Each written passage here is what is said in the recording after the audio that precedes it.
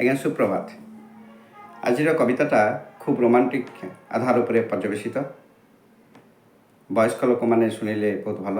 18 ବର୍ଷ ତଳକୁ ଏହା ଶୁଣିବା ଉଚିତ ନୁହେଁ ବୋଲି ମୁଁ ଭାବୁଛି।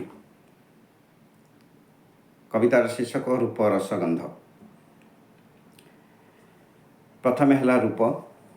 କନକ କୁମାରୀ କାନନ କାନ୍ତିରେ, କଳାରେ କୌମାର କାନ୍ଦଇ, କଳାବତୀ କୋଳେ କରିବାକୁ କେଳି, କୁମାର କର କରେ କାଉଳି।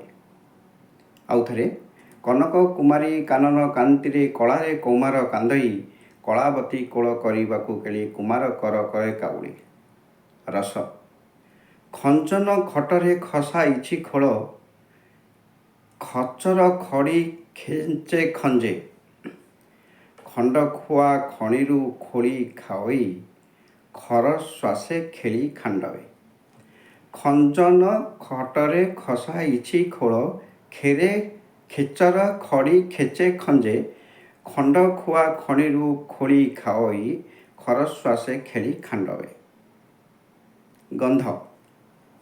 ଗାତ୍ରୀର ଗିରିରୁ ଗୁହାରୁ ଗଳିତ, ଗୋଟିକା ଗନ୍ଧରେ ଗ୍ରାସକ, ଗୁଞ୍ଜନେ ଗାଏ ସେ ଗନ୍ଧ କାଳି ଗୁଣ, ଗନ୍ଧ ସାରେ ଗାଧୋଇ ଗୁପତେ ଗୁପ୍ତାଙ୍ଗ। এই ଯେଉଁ ରୂପ ରସ ଗନ୍ଧ,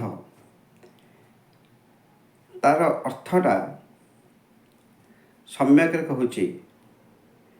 ଗୋଟେ ନାରୀର ରୂପଟାକୁ ପ୍ରଥମେ ବର୍ଣ୍ଣନା କରାଯାଇଛି, ସେ କେତେ ସୁନ୍ଦର। ତାକୁ ଦେଖି ଗୋଟେ ଯୁବକ ମନରେ କ'ଣ ଉଦ୍ବେଳନ ହେଉଛି, ପ୍ରଥମ ରୂପରେ ରୂପ ଛନ୍ଦରେ ସେଇଟା ଲେଖା ହେଇଛି। ରସରେ ହେଲା କ'ଣ, ଦେଖି ସାରିଲା ପରେ ନାରୀଟି ଗୋଟେ ଖଟ ଉପରେ ଶୋଇଛି, ତାକୁ ଦେଖିଲା ପରେ ଯୁବକର ମନ କ'ଣ ହେଉଛି, ତା'ର ଭାଷାଟା ଏଇ ଛନ୍ଦ ମାଧ୍ୟମରେ ମୁଁ କହିଛି। ଗନ୍ଧ ହେଲା ସାନ୍ନିଧ୍ୟ କଲା ପରେ ଯେଉଁ ପ୍ରକାର ସାନ୍ତ୍ୱନା ଉଭୟଙ୍କୁ ମିଳେ, ସେ ସାନ୍ତ୍ୱନାର ପରିଶେଷଟା ଶେଷରେ ଲେଖା ହେଇଛି। ରୂପ ରସଗନ୍ଧ। ମୁଁ ପ୍ରଥମରୁ କହିଛି, ଏଇଟା ପ୍ରାପ୍ତବୟସ୍କଙ୍କ ପାଇଁ, ଯୁବକ 18 ବର୍ଷ ଉର୍ଦ୍ଧ୍ୱ ଲୋକଙ୍କ ପାଇଁ। ଏଇଟା ମୁଁ ଏଇ 2 ମାସ ତଳେ ଲେଖିଥିଲି। କେମିତି ଲାଗିଲା ଆପଣ ମୋତେ କହିବେ। ନମସ୍ତେ।